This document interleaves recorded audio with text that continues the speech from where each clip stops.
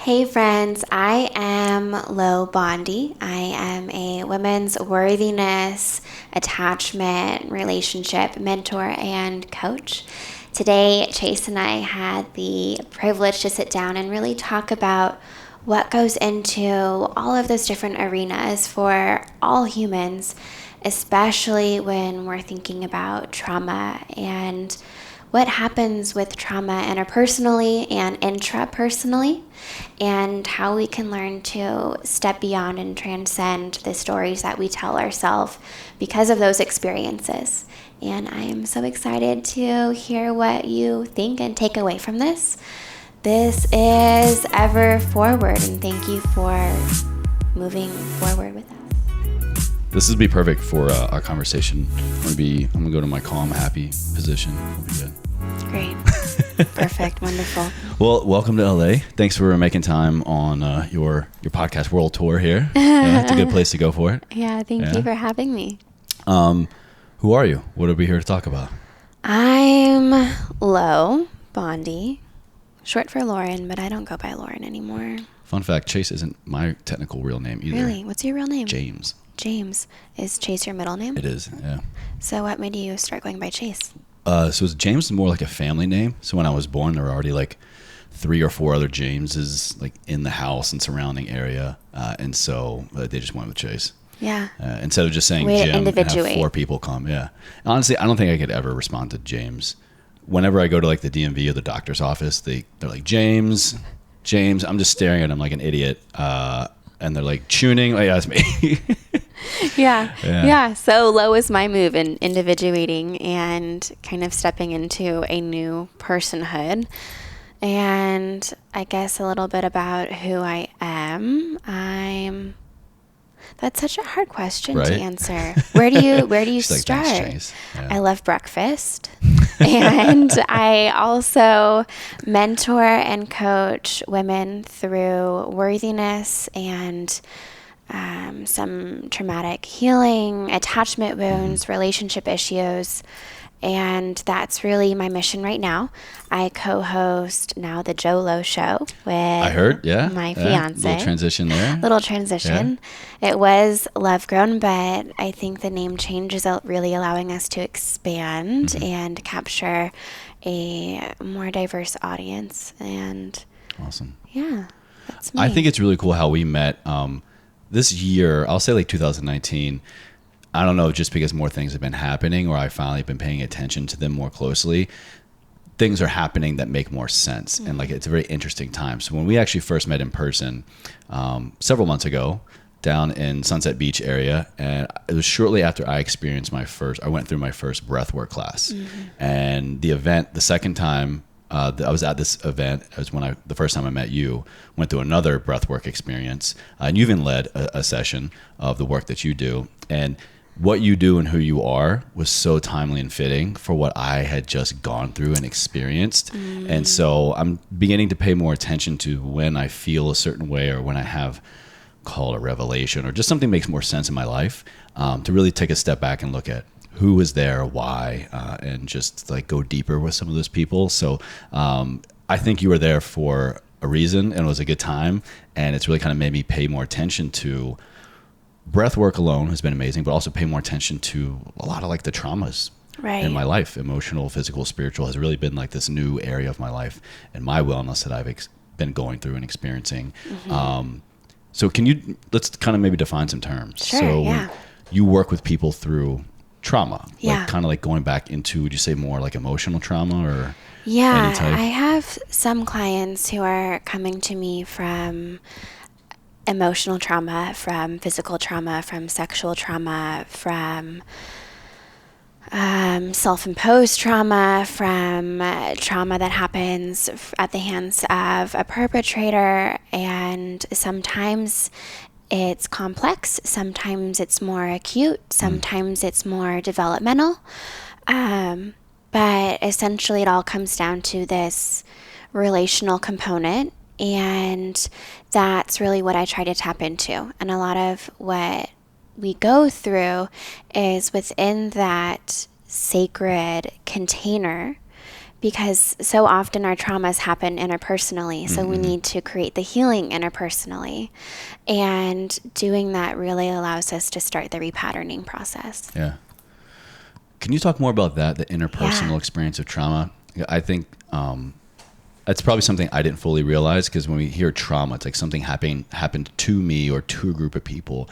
But typically, it's an experience, an interpersonal experience between two people or more. And that leaves a footprint. Absolutely. And I think so often when people hear the word trauma, they immediately associate it with something extreme, right? Yeah. Going to war, being at 9/11, being a rape survivor, and all of those are very, very traumatic. And there's a spectrum. Yeah, it's more like that extreme spectrum. Exactly. I think most of us hear trauma, that's where we go. That's what we Right. think. And so then we think, oh, I haven't been exposed to anything. I'm not justified in my experience. I haven't struggled enough. Yeah. But trauma has been defined by many, many other practitioners as an event, an experience that you aren't expecting and you aren't prepared for. And so when you think about that, and then you think about the depth of the human experience and everything that happens the minute, not even we're born. I was going to say the minute we're born, but even in utero. That's probably the most traumatic experience of Right. ever. I mean, you go from this Can you really imagine being warm conscious and being born? environment. Yeah, right. You're warm and you're safe Yeah. and you're in your mom's womb and everything's cozy and it's dark and it's Have calm, everything you need. everything you need. Yeah. And then boom, rupture. There's noise, there are lights, you're no longer warm, you're slimy, you have strangers grabbing you. Yeah. Traumatic. Yeah. And a lot of many people don't even have a smooth birthing process. And so then that can be the first rupture, the interpersonal rupture between what's happening in the delivery room, if you're held by your mother right away, the emotional state of everyone in the room, the emotional state of your parents, all of these things immediately start impacting you.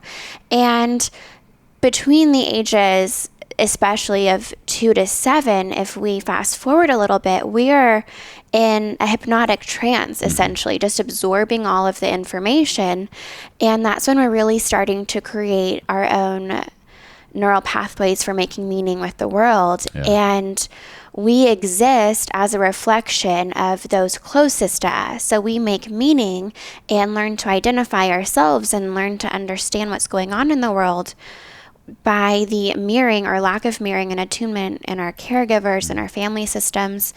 And so right off the bat, you're existing interpersonally, right? Yeah. And as a child, as an infant, as an adolescent, you're existing at the hands of so many other people. Yeah. And that makes room for so many different misses, so many different wounds, so many different traumatic events.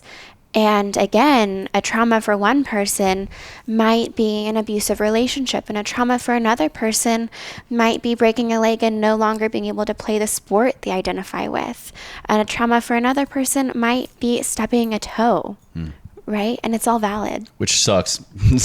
Oh my God. Toe stubbing sucks. Stubbing your toe in the middle of the night on the way to the bathroom. I don't know if there's a worse moment. Random sidebar. Do you know the comedian Sebastian Maniscalco? Yes. No. No, I don't. That's a lie. Well, he has a bit about that exact same thing. And he's just talking about how as he's aging now, he's in his, I think, like early 40s. He's like, the smallest things now, I'm down for days. Like the other night, I stubbed my toe in the middle of the night going to the bathroom. I was on the floor for 3 hours. I told my wife to like call out sick tomorrow. I was like, ooh, I'm pretty sure it's Sebastian. And but it's so true. Like it's little so things true. like that. Yeah. Yeah. It's so true. Stepping on Legos, same thing.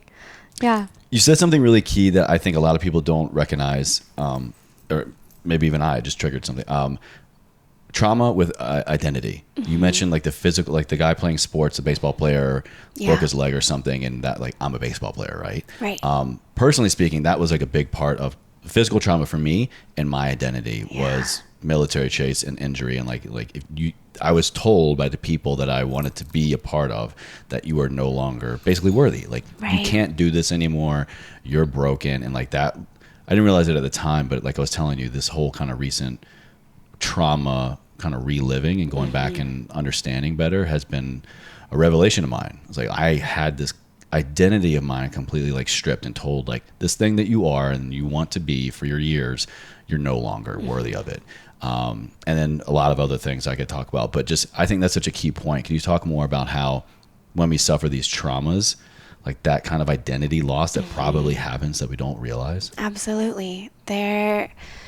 So Tara Brach talks a lot about radical acceptance, and something that you just said triggered this thought and this remembering. But at one point in her discussion, she refers to shame as inducing this trance of unworthiness.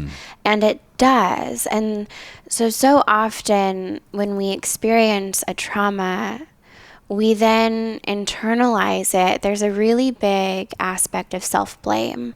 And when a trauma happens, you have 3 different options in terms of how you respond to that trauma. Okay. And you can respond, A, the healthy way, but the way that requires a lot of internal scaffolding that not many individuals are supplied with their childhoods, right? I wasn't prepared for a lot of things. No. I'm sure a lot of people aren't either. We don't have the conversations. That's starting now, and it's beautiful, but we are the generation to start creating the opportunity for that. Yeah. So the first mode is you experience this trauma and it then shatters your worldview, because essentially we're all born into the world with this understanding that everything is basically good, that humans and the universe are benevolent, that good things happen to good people, bad things happen to bad people. These are the constructs that each of us develops as we are going through childhood and adolescence, typically, right? And when a trauma happens, that shatters the worldview and it threatens a really big disruption. And so when you're looking at that disruption, you can either start shifting your worldview, right? And that's the healthiest option. That's the resilience, the flexibility.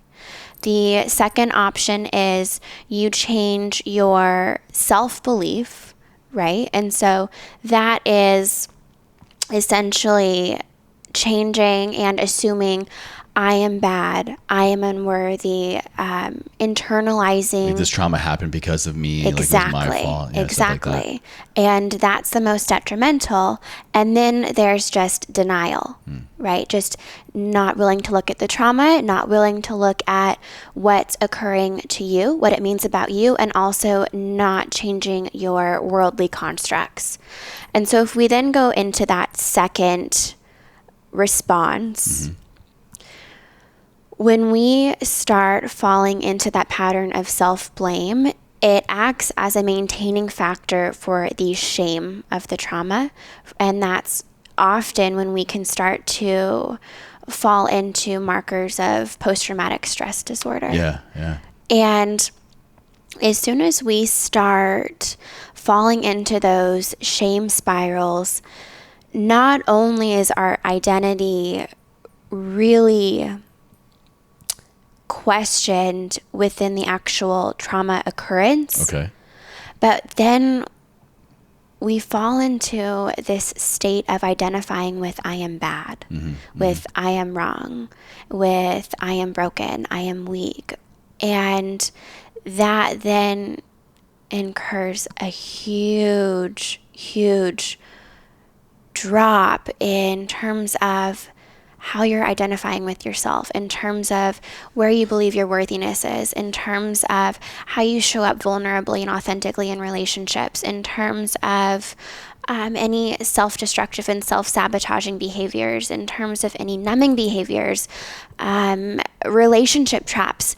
And it's just suddenly there's this giant chest of shit that you're having to mull through.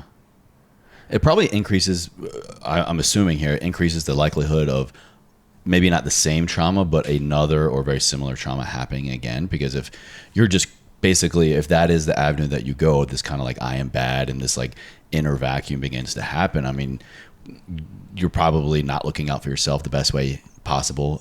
You're just in, like attracts like, right? So you're probably surrounded by other toxic people or other people who maybe think the same thing. And, you're all just kind of commiserating together, consciously or subconsciously. I can think of so many people in my life that outside looking in, I think that's what's going on, why you're not progressing in life, why you're still feeling this way. Absolutely. It's because you're just allowing all these other people and yourself to just like stay in this inner vacuum. Yes. And also a huge part of it is we actually touched on this at that workshop a couple months ago, the concept of then creating the self-fulfilling prophecy of, I am worthy, so I'm going to find situations that confirm that I am unworthy. Yeah.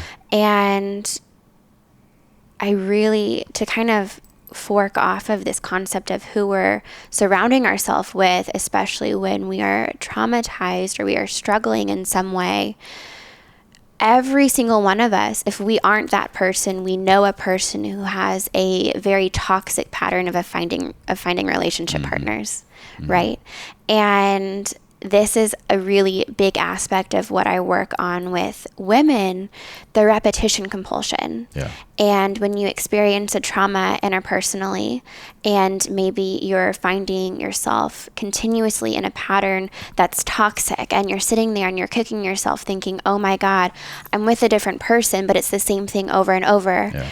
And we're going into that essentially projecting a lot of our childhood experiences, our childhood attachment wounds onto this present experience. And we find individuals who reenact the same experiences that we had in childhood as a means of trying to earn and gain redemption. Like maybe this time I can be enough to change it. Maybe this time I'll be enough so that he loves me and decides not to cheat. Maybe this time I'll be enough so that she doesn't do this and doesn't do that. And somehow by trying to go down that path, it makes the last one or the original one, like we can justify it, right? Exactly. Yeah. This time I'll be enough and I can make it different.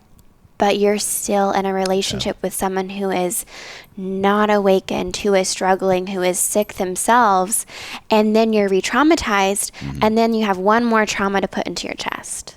It's like doing something that gave you an initial injury, a physical injury. Let's say you walk down this path and like last time you did it, you got a horrible gash on your leg. And there are other paths for you to go down, but for whatever reason, we just decide that no, this time will be different. Right. I'll be smarter. I know where it is now. I'll be more prepared. But there is no other option. Like you just go down and you repeat the same physical trauma. It's like we're just like banging our head up against the wall, expecting a different result. Right. Absolutely. Hoping for a different result. Yeah. Yeah. Nella, welcome to the show. Welcome. She's always trying to steal the glory here. I think she has.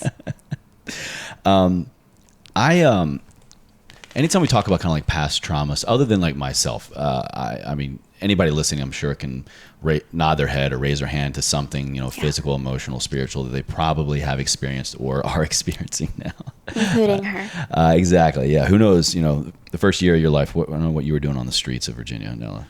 You've seen some shit. But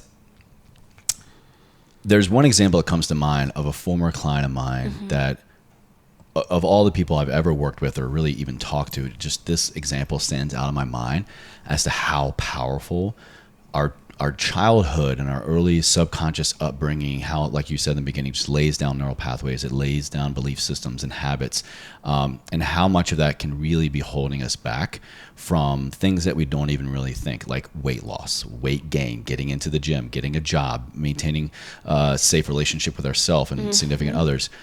I was working with this woman for over a year, almost even 2. And for the first time in over, I think like 10 or 15 years, we together in a group, this group program we're going through in one-on-one, we got her below 300 pounds. First time in like 10, 15 years. But once that happened, she became less adherent. She stopped coming back. She missed some group stuff, and she was just not being her. I reached out and I was like, what's going on? We've been making so much great progress. And she had this epiphany, this breakdown really, because there was an event at work that happened where a man came up and started like asserting himself and being loud and like, I think almost physical with another employee or coworker. She stepped in, and her size mattered, and she was able to protect herself and this other person. And she's like, for some reason that just like triggered something. Like, I'm sorry, I haven't been coming back. I was like, well, what? There's something else more there. What's going on, you know? And so we dug deep, and she did wind up getting professional mental health. And once we realized what was going on, but in her, I think she was like maybe 9 or 10 or something like that.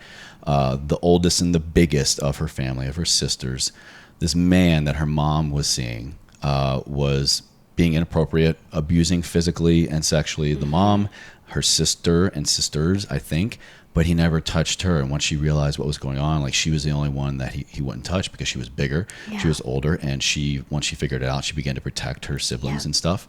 And once she realized that, she goes like, ever since I went below this weight, I had this like subconscious thing that was like, this isn't safe. Yep.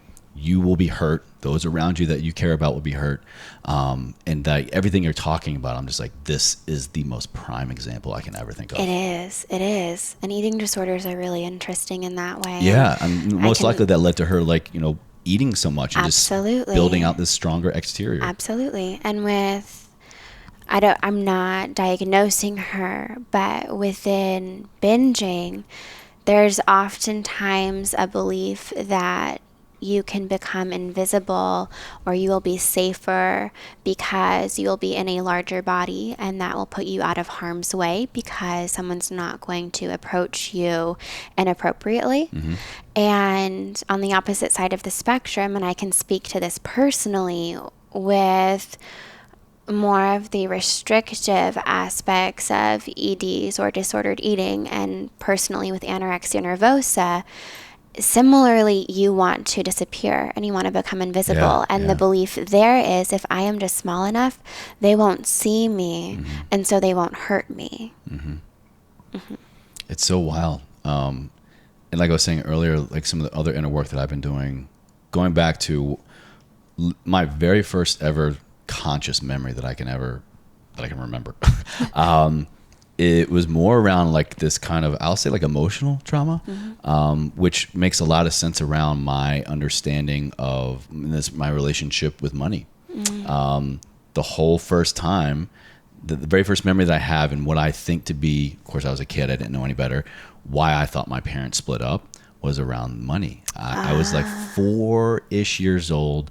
I came down the mountain at my grandparents' house, and like I got a vibe, and I could tell my mom and my dad were like, they were sitting down facing the backyard, and my mom was like just like shaking. She was angry, she was upset, she was crying. My dad was trying to console her, and all I picked up on was, what are we doing here? Why are we here? You know, we have no money, we're broke. And then next thing I know, my mom packed up her car, and then, you know, my parents split up.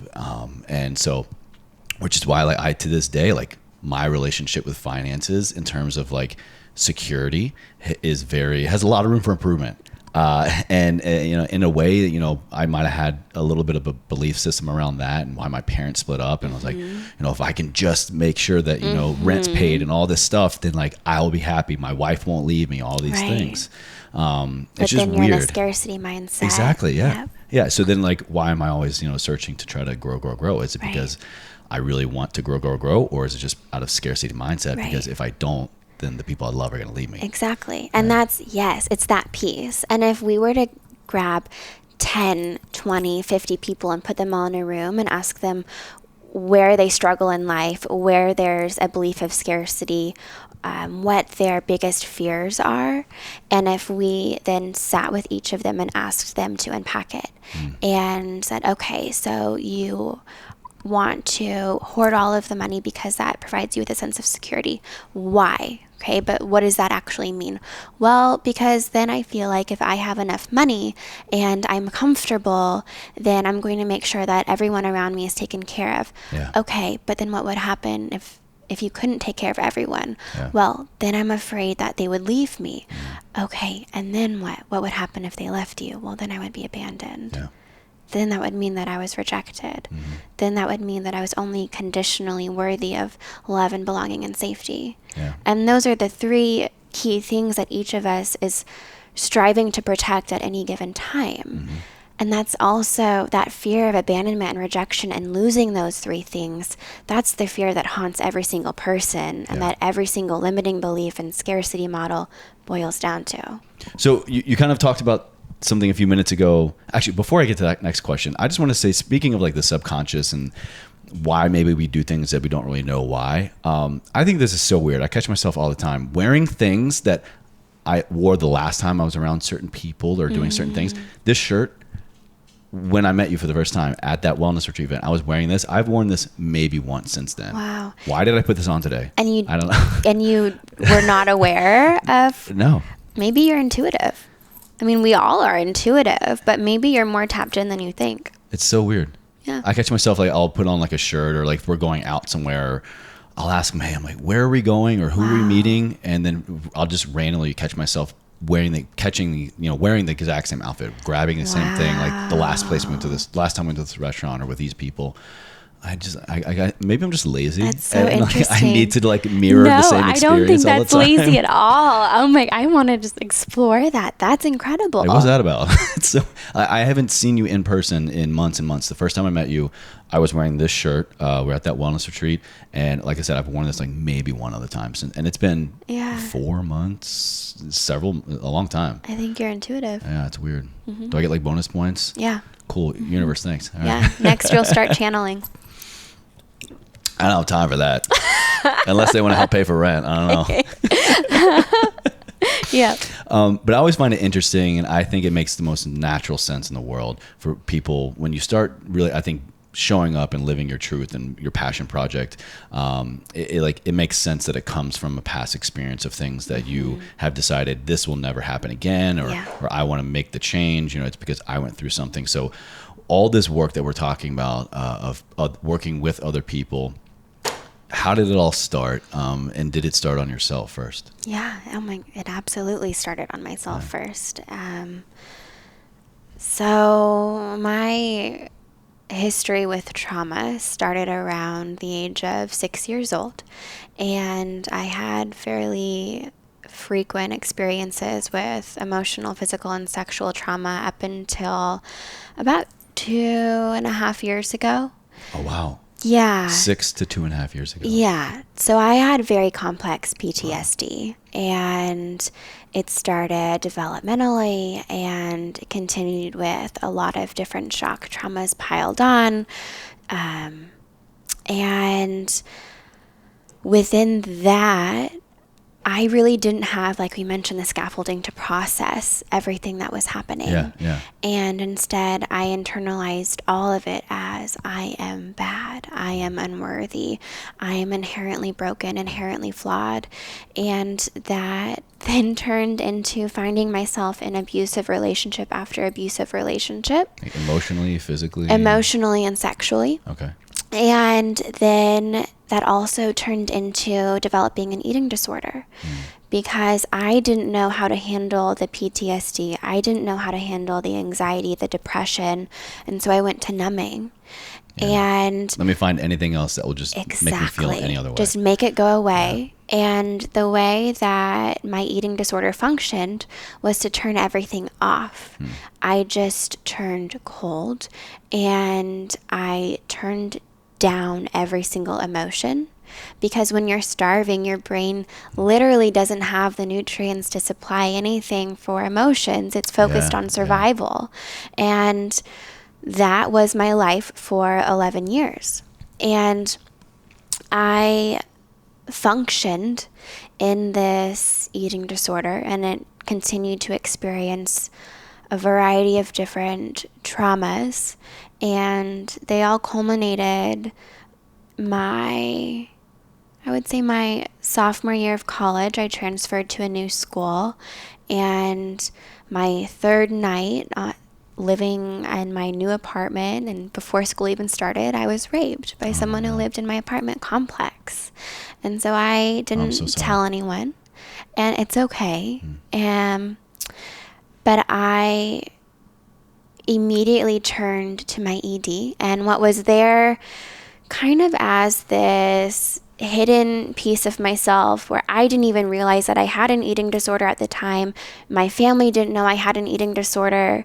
It was very much in the dark. It then started running rampant in my life, and I fell down a very, very deep spiral and a very deep hole over that next year. And by the end of the year, I was extremely sick, was in the doctor's office weekly to make sure that I was living, and was then sent to a treatment facility where I stayed for 6 months. Wow.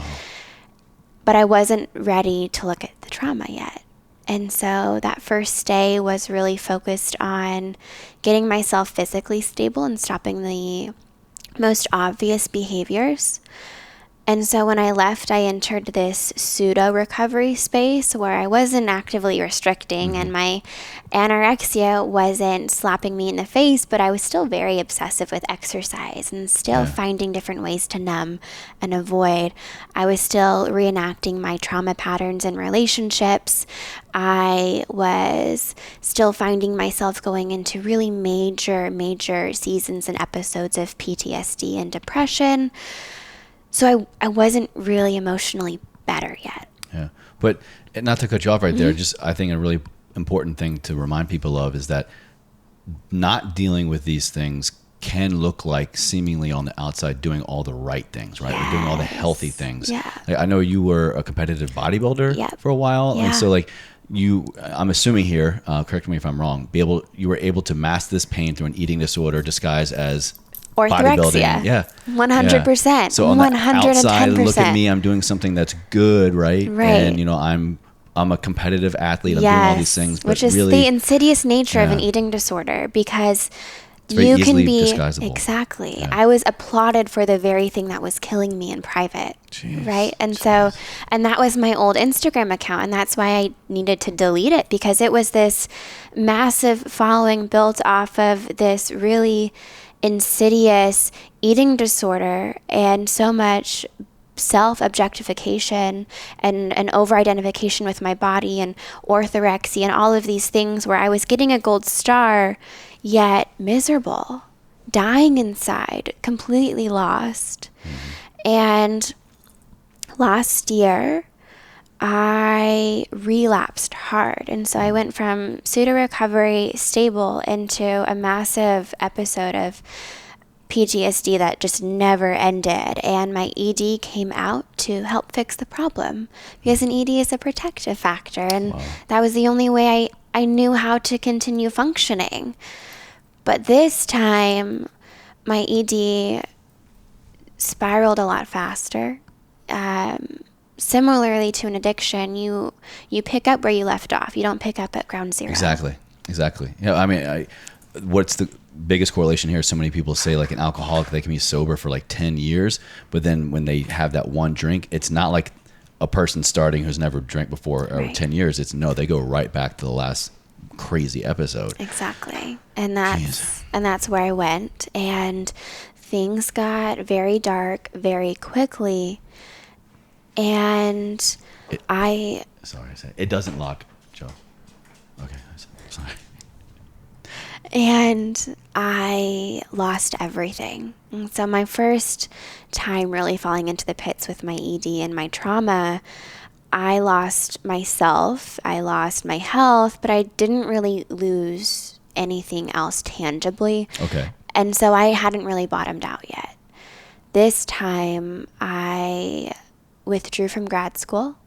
I lost my relationship. I lost my house. I had recently moved to Boulder. I had to leave Boulder. I lost my job. I lost everything. And then I checked myself into treatment for the second time.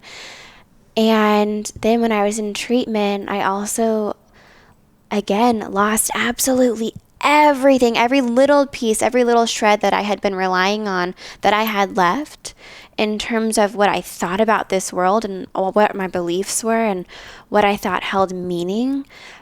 Because I went in expecting to work on, these couple pieces of trauma that I was willing to admit to. But while I was in treatment, I had this entire ocean of trauma waiting for me that I had to really start swimming through.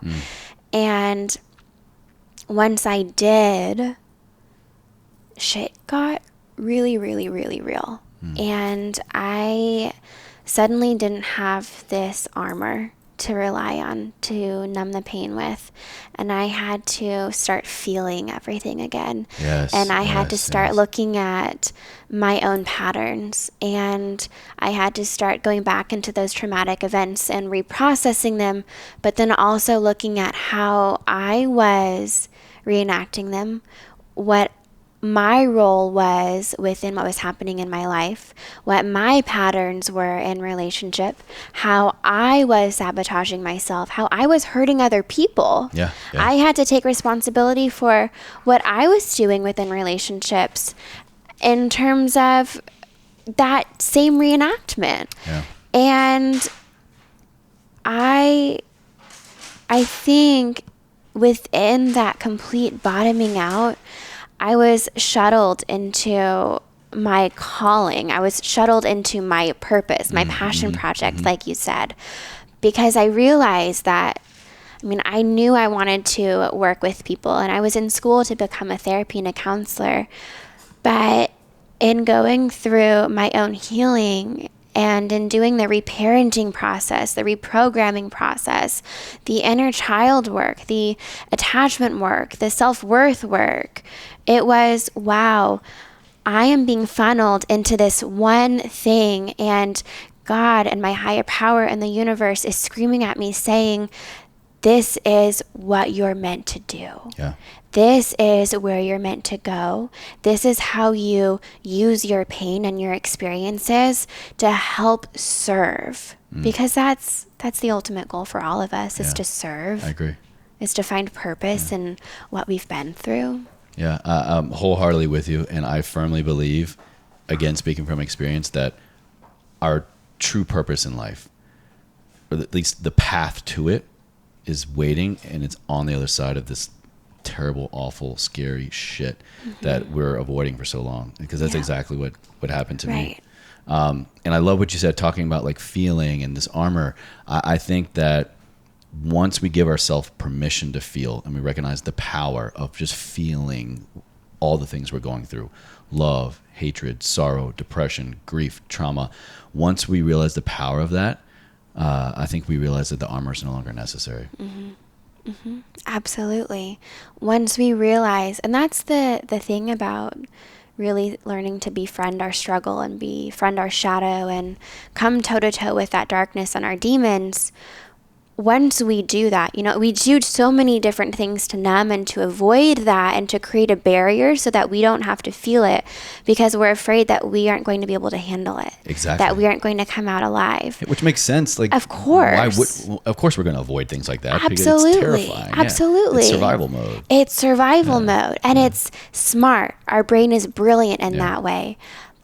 But the minute we're finally able to start touching our darkness, we realize, oh, I'm still sitting here. Oh, I've survived 100% of my days so far. I have a really fucking fantastic track record. Oh, I actually can sit with this. And oh, the people around me aren't leaving. So maybe I am worthy. Maybe I'm not broken. Maybe I am capable. Maybe I am powerful. Maybe I am, lovable. It takes sitting in that struggle and sitting in the darkness to really start dismantling the shame we've internalized and understanding that we can feel what we're feeling and still be okay and still be worthy.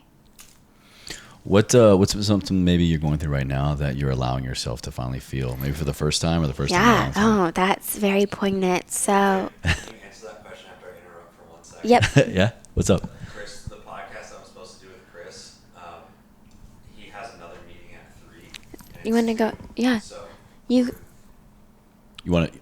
We can wrap go? up. I'm not sure when you guys, how much longer you have. I'm getting close to it. Yeah. Okay, cool. Actually, this is a good pause. I'm I'm gonna just gonna text him and let him know we're on our way shortly. okay? around here. Yeah. Yeah, he's like 5 minutes from here, so it's no worries. It's a really good question that you asked. Yeah. Got one. All right. No, that's all of these. We'll do that, and then we can wrap things up and let you guys get on your way. Sure. Yeah. Oh, we're good. We're about 40 minutes here. Awesome. Yeah, cool. Perfect.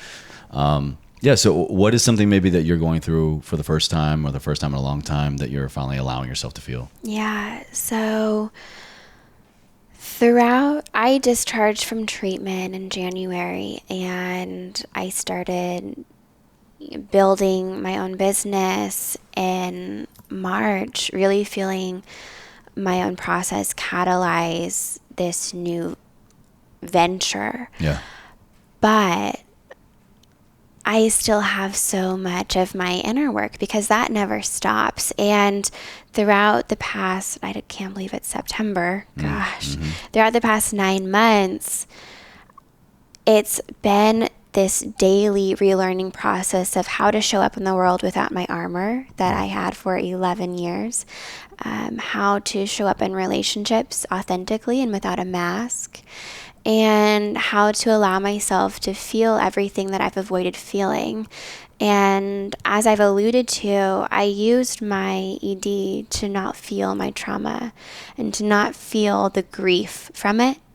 And over the last 9 months, that grief has really started to come up in very big ways. And I've gone through every step of that grief model in a crazy, perfect, stepwise function. Crazy perfect. I love that. It is. You never think that life's going to follow that perfect, oh, this is the grief model and this is how you go through each of the stages. And I'm like, okay, like you don't really go through the stages in that way. Yeah. But I have. And when I first left treatment, I then, was learning how to feel all of these different things for the first time, and went through the denial phase and really doubting some of the things that were still happening in my life and some of the things that were calling my attention, but I wasn't willing to look at yet because I wasn't ready to make the changes. And in some ways maybe weren't prepared for. 100%. Yeah. And then I went into the anger phase, and it was just this F you, and I'm setting these really firm boundaries, and I'm cutting people out, but I'm not really doing it in a love-based way. It's a fear-based way. Yeah. And it's the cornered animal. Absolutely. Yes. And then it was, okay, I'm going to barter. And it was, okay, like, but if only, and maybe if this, and if that, then I don't have to look at this, and if I can just, and that lasted for a while until so many things accumulated in my personal life that it was like, surrender, like, I don't have anything more, and then it was this really deep depression. And that's what I'm finding myself starting to come out of, because a lot of different alternative medicine models that I've been able to explore recently, but the depression, and finally for the first time feeling everything, because I finally felt safe enough to feel it. Yes. Yeah. I finally felt safe enough inside with my environment, within my relationship, because I was setting all of these boundaries and allowing myself to still feel worthy and feel love and belonging and safety and feel the really hard feelings. I was able to go into the depth and into the shadows and into that ocean. And that was a very, very big first for me. And feeling all of this without diluting it with a behavior or a substance, and allowing myself to feel it so then I can work through it. Yeah. Because I knew, and I know, that on the other side of this is a level of freedom and healing and liberation that I haven't even touched yet. And it's going to be so, so beautiful, and I'm getting glimpses of it every day. Absolutely, yeah. So that's my new thing. I love it. Thank you so much for sharing that. Yeah.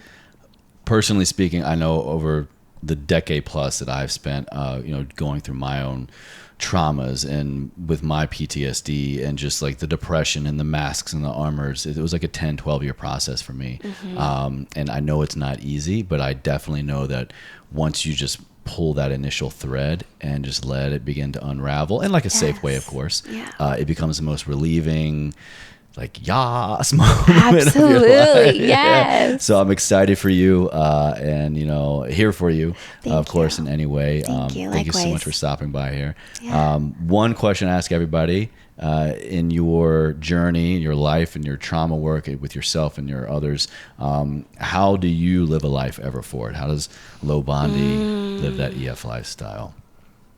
Well, I shouldn't say EF lifestyle.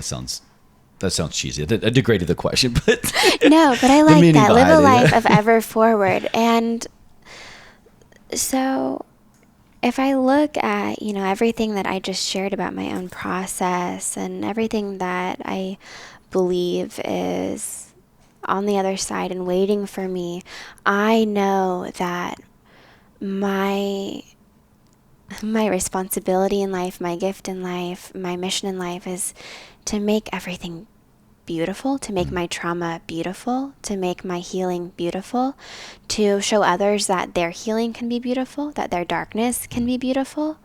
And for me, that really transcends us beyond the scarcity, the wounds, the hurting, the fears. It allows us to step into a deeper level of consciousness and connectedness and community, because we are able to use our traumas and our pains as a catalyst for deepened connection, which, if we talk about our purposes as human beings, it's to connect. Yeah. And as long as we're connecting within this really authentic space, we are constantly moving forward. We are constantly learning. We are constantly evolving and expanding in You're so no many longer that different cornered, ways. scared animal. Yes, Yeah. exactly. We're back out in the herd, or making our own. Or making our own. Yeah. Absolutely. Thank you so much for coming on the show. I'll, of course, have all your information, your social, and your incredible podcast with your super cute fiance over there. Super sexy hunk of a fiance, Joe. Ravenous. The peanut gallery Ravenous. today. Yes.